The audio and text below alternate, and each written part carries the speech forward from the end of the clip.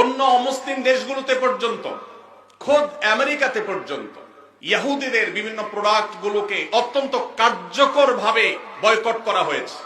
আমাদের এই দেশে প্রত্যেকটা দোকানে দোকানে, প্রতিটা দোকানে দোকানে আপনি পাবেন ইহুদি পণ্যে পরিপূর্ণ ভরপুর সয়লাব। আমরা অনেকে আছি যারা ফিলিস্তিনি বাচ্চাদের ভিডিও দেখে চোখের পানি ফেলি, কিন্তু আমাদের ওয়াশরুমে গেলে হ্যান্ড ওয়াশটা দেখা যায় ইহুদিদের। আমাদের ওয়াশরুমে গেলে দেখা যায় সাবানটা কেনা হয়েছে, যে সাবানটা আমি টাকা দিয়ে কিনে এনেছি আমার পকেট থেকে, সেটা ইহুদিদের তৈরি করা।